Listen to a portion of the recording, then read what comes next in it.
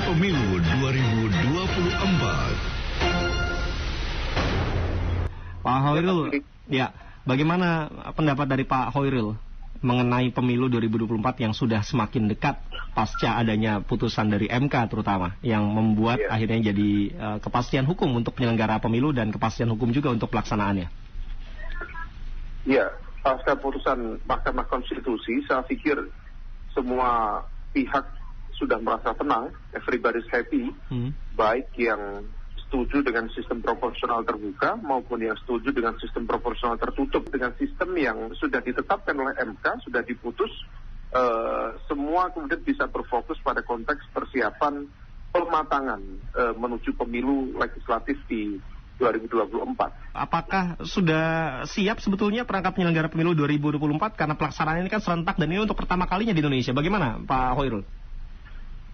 Kalau untuk perangkat penyelenggara pemilu, saya pikir proses itu sudah dilakukan selama tidak ada gangguan terkait dengan tahapan-tahapan. Persiapannya sudah cukup baik dari pihak KPU sendiri dan juga Bawaslu juga sudah mulai melakukan proses sosialisasi dan tahapan-tahapan di hari ini kemarin juga sudah masing-masing DTS daftar calon anggota legislatif sementara caleg itu sudah juga dilakukan hingga kemudian saya pikir masih oke, tinggal kemudian memastikan tidak ada satu hal yang kemudian bisa mengurangi terkait dengan konteks netralitas penyelenggara pemilu, independensi penyelenggara pemilu.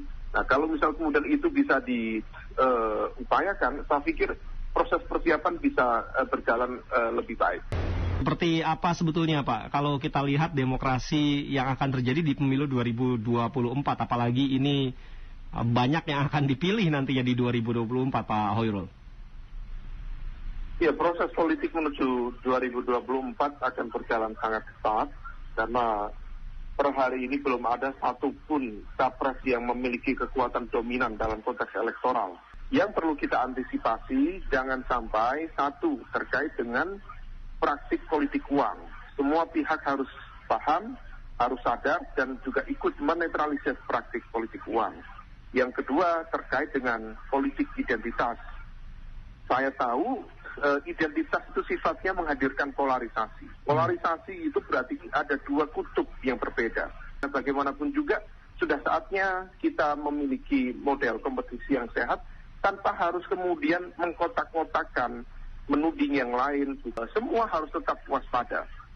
Karena bagaimanapun juga politik identitas itu adalah praktik strategi politik yang sangat murah, tetapi juga sangat efektif untuk memobilisasi dukungan massa. Nah, oleh karena itu, ini harus diantisipasi dengan baik. Nah, yang ketiga, harus diantisipasi juga post-truth politics. Jangan sampai pilihan masyarakat ini justru didorong oleh arus informasi yang dibanjiri oleh hoax, fake news, hate speech, yang semua itu justru sangat tidak produktif bagi perkembangan demokrasi Indonesia ke depan. Nah, saya pikir ini yang menjadi concern kita, Mas Wiri, dan kalau misal itu bisa diantisipasi dengan baik, ditambah dengan tadi, penyelenggaraan pemilu yang terbuka, adil, penyelenggara pemilunya juga netral, independen, penegakan hukumnya juga adil, tidak berpihak, saya pikir everybody's happy. Elshita News and Talk.